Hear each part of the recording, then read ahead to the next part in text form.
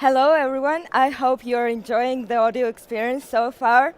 Probably by now you have seen a lot of great tech talks, and this is the last day of OXP, so thanks for joining me.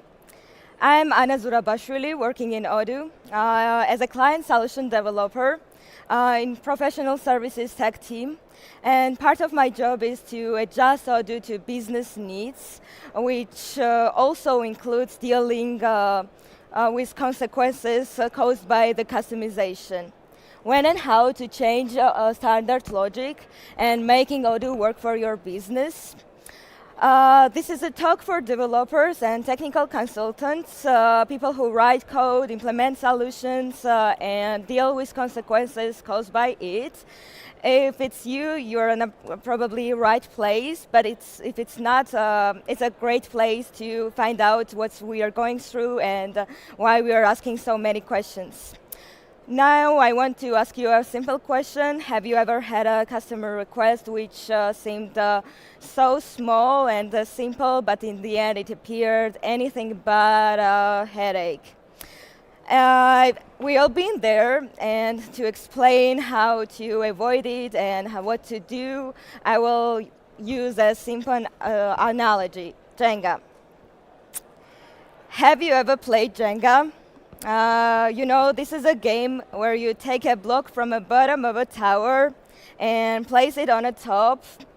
It looks really simple, but this is a game of balance. You have to observe, plan ahead, take a block and place it on a top, and check for stability for a future, because with one wrong move or a plan, everything can go wrong really easily.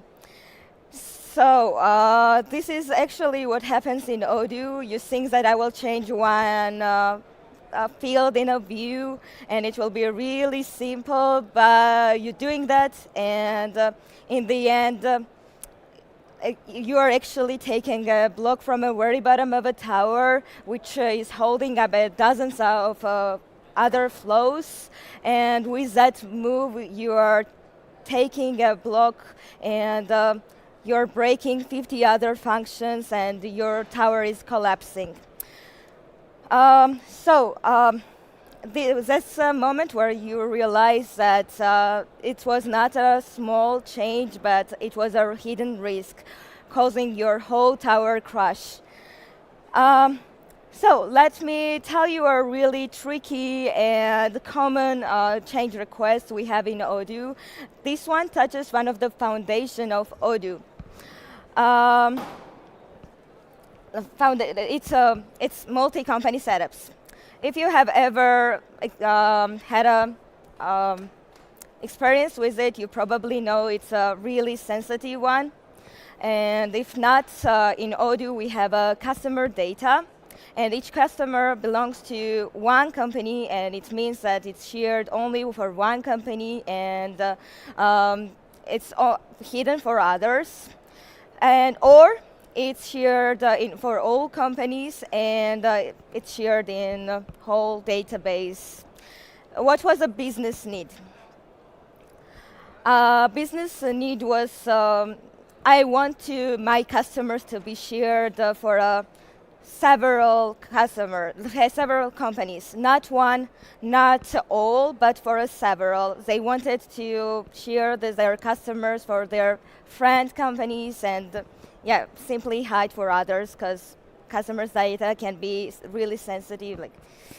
And from a technical perspective, they needed to have ability to select and indicate in a customer data that that guy belongs to that company. Just select multi-companies.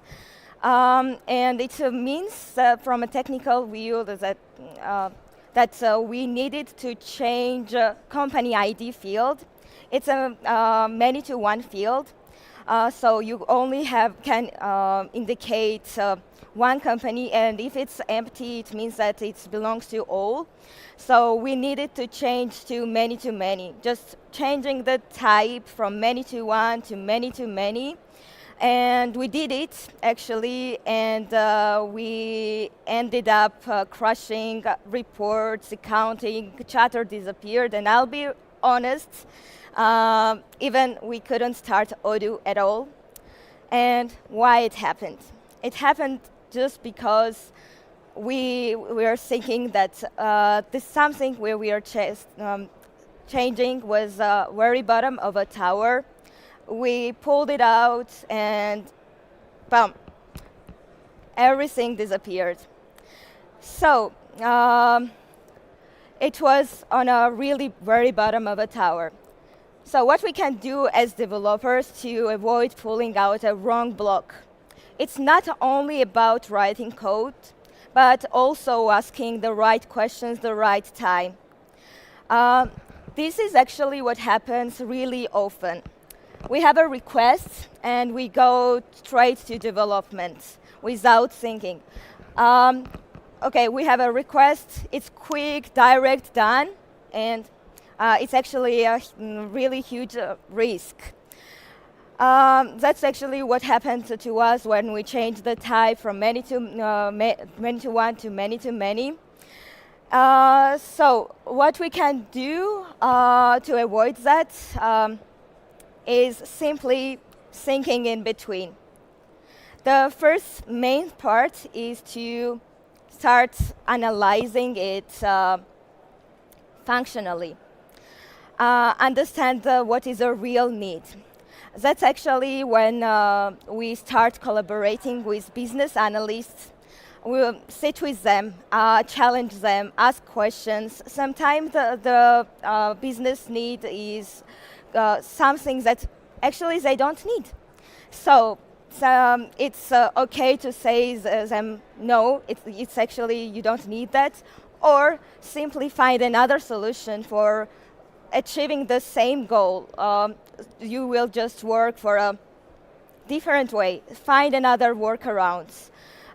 Maybe there already exists some customization, like some standard flows, modules that you can use, or track your users. Maybe they're not using that and they don't need that at all, or maybe they have already workarounds by themselves. So that's why we say that less development is the best development we can do. The second part is think technically.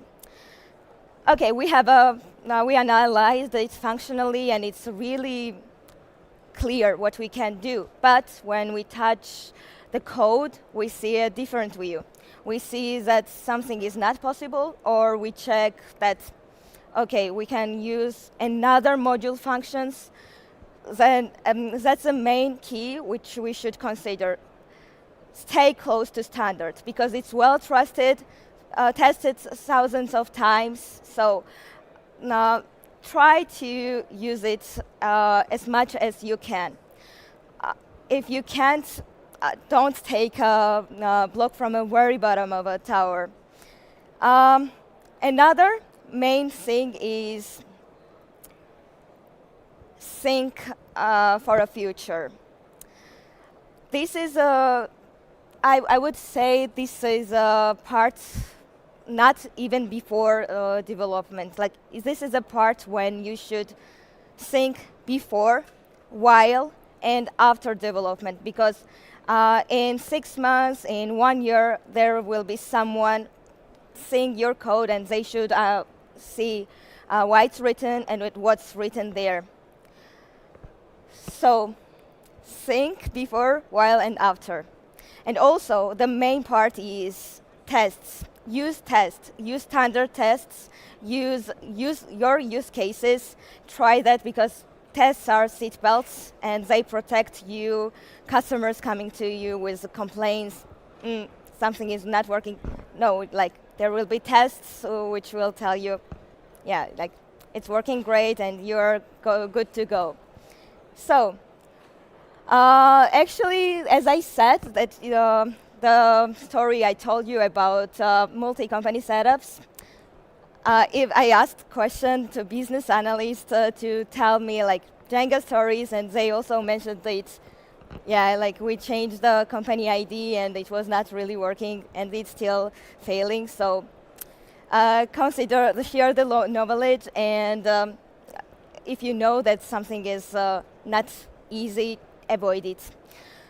Um, so we saw the Jenga story and also Odoo Tower story, and we realized that the main message is look before you leap, and remember to think functionally, technically, and for a future.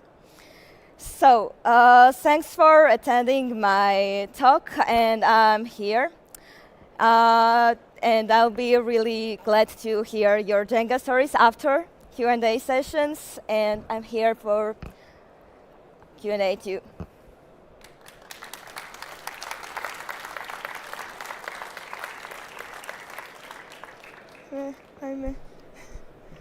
Thank you, Anna, for the call, for the talk. We had to switch the pad because there was a small mistake, so you can ask the questions there. I will be waiting a little bit. No questions so far, but yeah, I will let the time to scan it.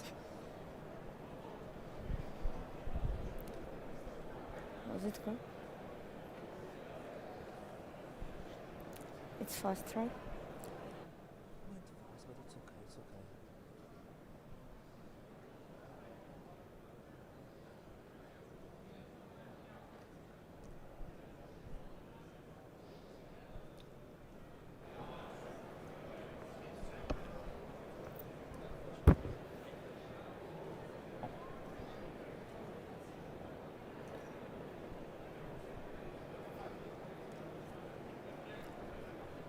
Oh.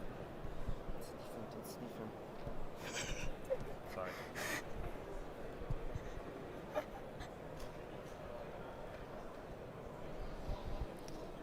All right. Okay. So, how do you estimate how long some task requests will take? It actually depends what kind of project you have.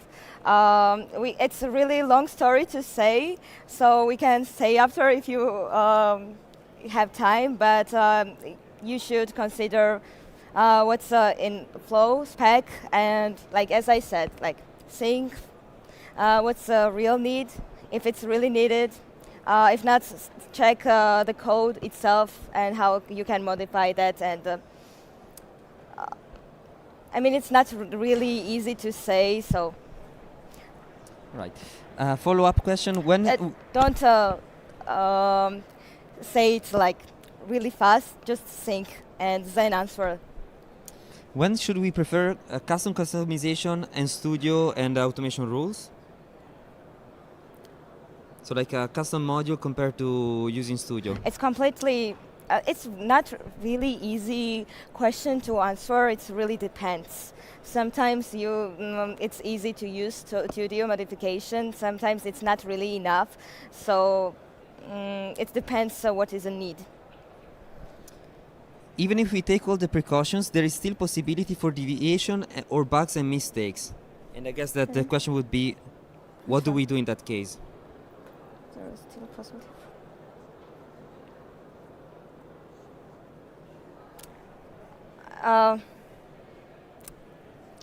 I have to think about this question.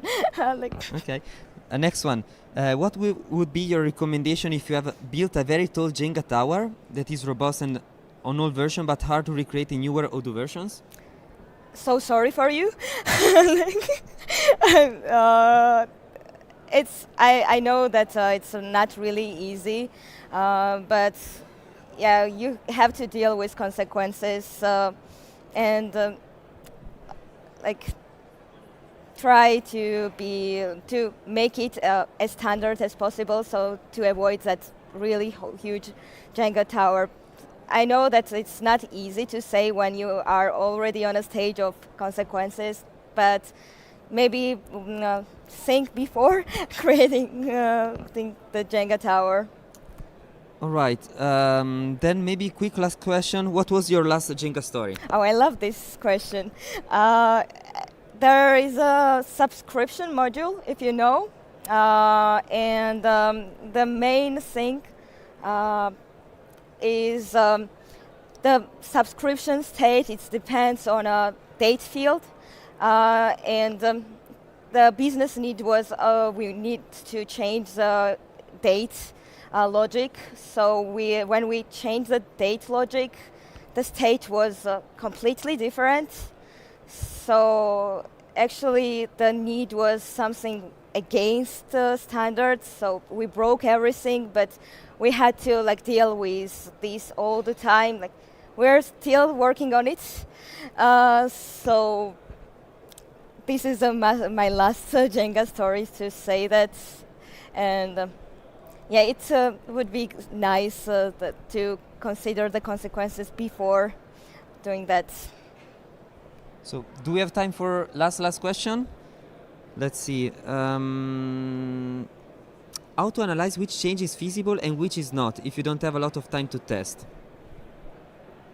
To analyze which changes is feasible.